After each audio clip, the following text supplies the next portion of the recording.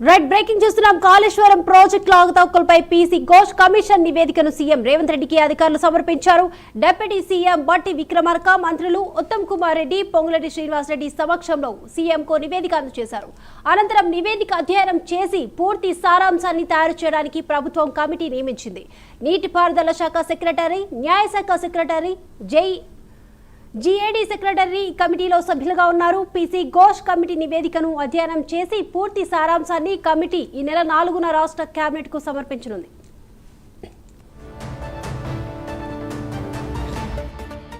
Right, ఈ అంశానికి సంబంధించి ఓవరాల్ అప్డేట్స్ అందించడానికి మా ప్రతినిధి చందు సిద్ధంగా ఉన్నారు. చందు,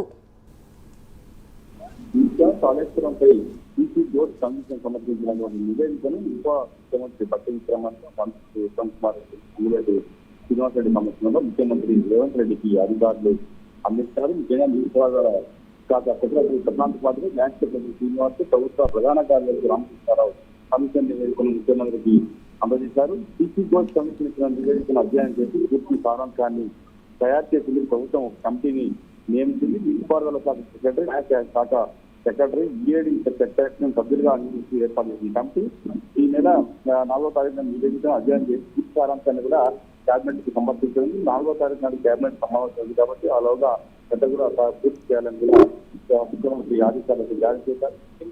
కాళేశ్వరం ప్రాజెక్టు లో ఒకరు ఏదైతే మెడిగడ్డ బ్యారేజ్ ఉందో అప్పుడు అదే సమయంలో కమిషన్ అయితే ప్రభుత్వం వేసింది. 15 నెలల పాటు కాళేశ్వరం కమిషన్ సుదీర్ఘంగా విచారణ చేసింది. విచారణలో ముఖ్యంగా కాళేశ్వరం కట్టే సమయంలో ఇంజనీర్ వ్యవసాయ అధికారులు, అదేవిధంగా ఏజెన్సీలు, మాజీ ఏజెన్సీలు, అదేవిధంగా అందరినీ టెక్నికల్ గా సపోర్ట్ చేసినటువంటి అందరినీ, అదేవిధంగా కాళేశ్వరం కట్టేటువంటి వాళ్ళని కూడా అందరినీ కూడా సుదీర్ఘంగా విచారించిన తర్వాత 650 కేజీల నివేదికను కూడా తయారు చేసింది. ముఖ్యంగా ఇందులో కాళేశ్వరం ప్రాజెక్టు సంబంధించి అంశంలో అప్పుడు ముఖ్యమంత్రి కేసీఆర్, అదేవిధంగా అప్పుడు ఆర్థిక మంత్రి ఇంతల రాజేందర్, అదేవిధంగా ఇరిగేషన్ శాఖ మంత్రి హరీష్ రావు కూడా ఈ ముగ్గురిని కూడా కాళేశ్వరం కమిషన్ విచారించింది. విచారించిన తర్వాతనే తుది నివేదికను ఇప్పటికే ప్రభుత్వానికి ఇచ్చింది. నేపథ్యం దీనిపైన పూర్తి స్థాయిలో అధ్యయనం చేసి ఆ తర్వాత సారాంశాన్ని అన్నింటినీ కూడా క్లుప్తంగా తన దివాళీగా కూడా ముఖ్యమంత్రి హరీష్ రావు జారీ చేసిన నేపథ్యంలో ఈ నెల 4వ తారీఖు cabinet సమావేశాల్లోనే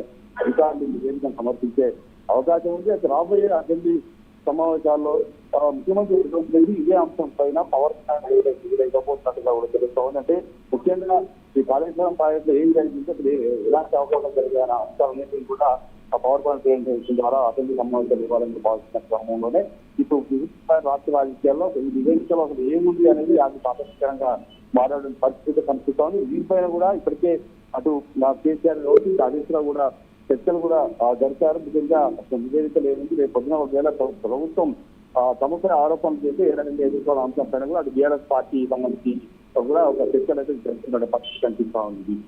right, thank you Chandu.